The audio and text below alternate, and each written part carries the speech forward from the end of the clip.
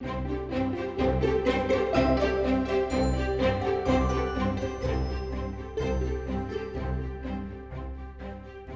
allons réaliser ensemble des macarons au foie gras pour Noël. Alors nous allons déjà réaliser les coques des macarons.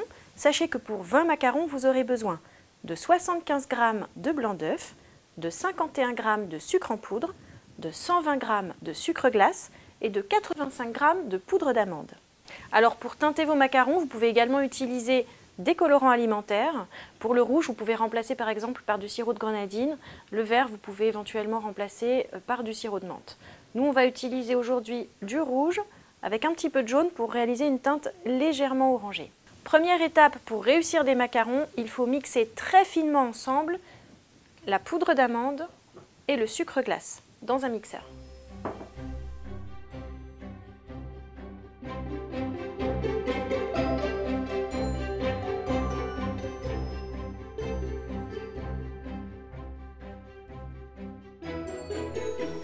Une fois que les deux poudres ont été finement mixées, on va les tamiser au-dessus d'un papier sulfurisé. Donc vous pouvez utiliser un tamis ou si vous n'en avez pas à défaut, donc une passoire.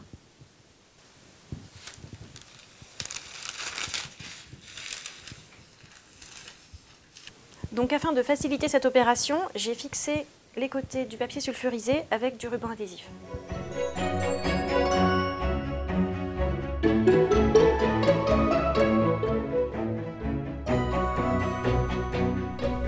Nos deux poudres ont été tamisées, nous allons à présent monter les blancs d'œufs en neige. Alors le mieux pour les macarons, c'est d'utiliser des blancs qui ont déjà été séparés depuis quelques jours. Il est mieux également de les utiliser à température ambiante. C'est pour cela que je vais les passer au micro-ondes. Attention, allez-y par tranche de 5 secondes, pas plus, 10 secondes maximum, juste afin de les tiédir, il ne faut pas qu'ils cuisent. Une fois nos blancs d'œufs tiédis, nous allons donc les monter avec une pincée de sel.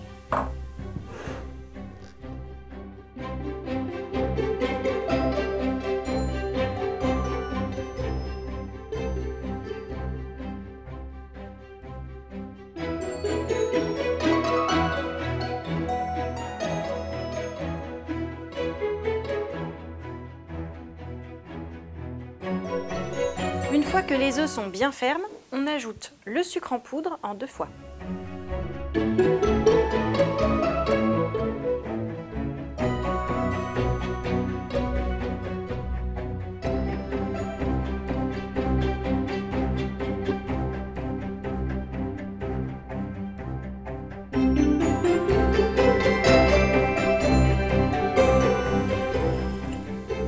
Une fois le sucre incorporé, on continue à battre pour réaliser une meringue.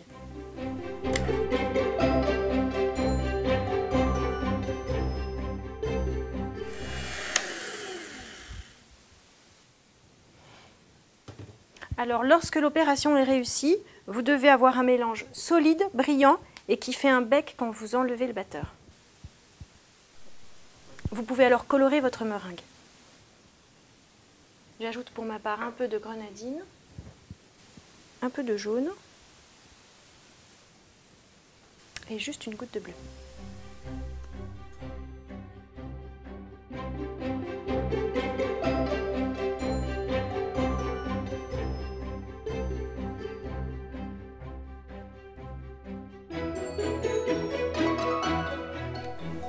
Nous allons à présent mélanger les poudres à la meringue.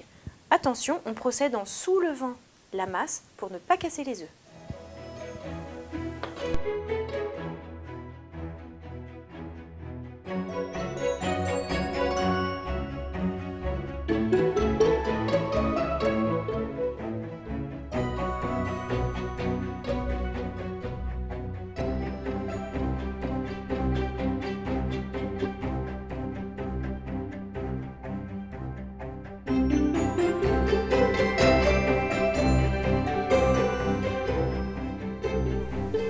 Alors une fois qu'on a bien incorporé les poudres à la meringue, on continue à tourner toujours en rabattant la masse pour réaliser ce qu'on appelle le macaronnage.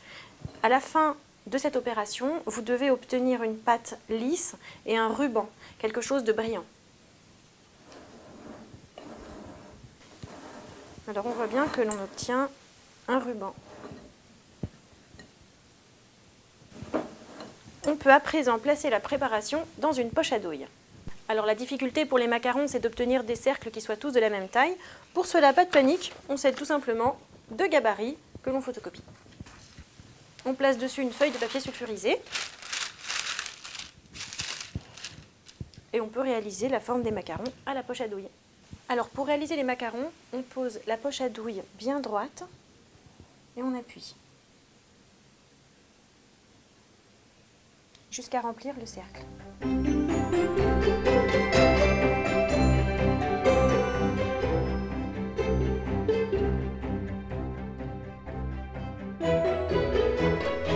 Alors après cette étape, il faut ce qu'on appelle taper les macarons, c'est-à-dire soulever la plaque et la lâcher d'un coup. Et donc là, on va passer à la période de croûtage. Il faut laisser les macarons à l'air libre au moins 15 minutes, au mieux 1 heure. Vous pouvez même attendre davantage. Alors nous avons bien respecté la période de croûtage de nos macarons.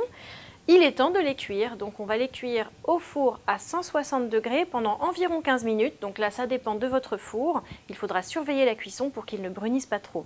Donc là, on voit que les macarons sont d'une teinte plutôt verte. Ne vous inquiétez pas, ils prennent une couleur légèrement biscuitée à la cuisson. Pour réussir les macarons et obtenir leur fameuse collerette, il faut cuire les macarons sur 3 plaques.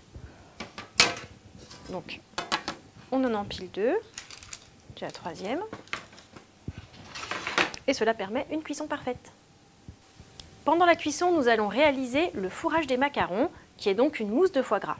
Donc pour cela, on utilise 200 g de foie gras en bloc, 2 cuillères à soupe de crème liquide, un peu de piment d'Espelette pour relever le tout et une cuillère à soupe de mascarpone. Donc on va tout simplement écraser le foie gras avec les autres ingrédients.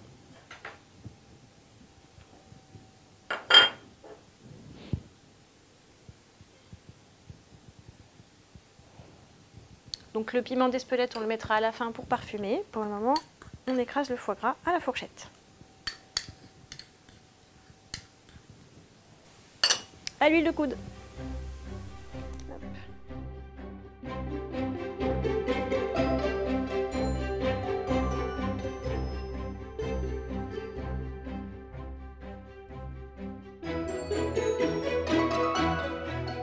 Notre foie gras est à présent crémeux.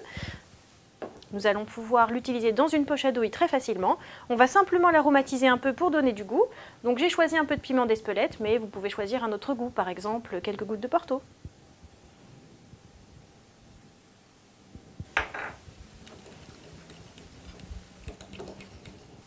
Alors nos macarons sont cuits et on a attendu quelques minutes avant de les décoller. Pour cela, il y a 2 techniques.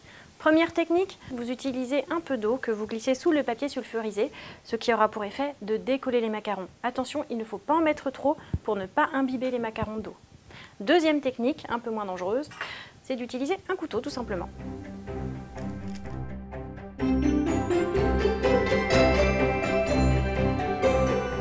C'est le moment de dresser nos macarons.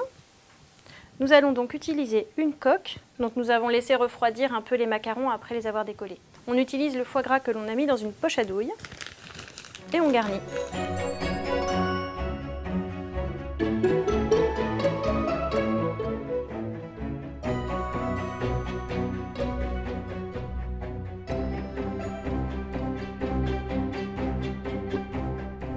Donc on peut varier les garnitures et par exemple apporter un peu de confit d'oignon.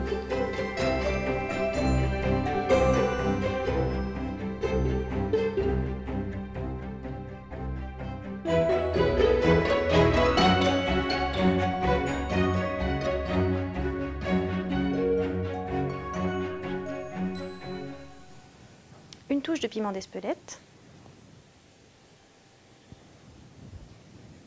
Et voilà vos macarons prêts à servir.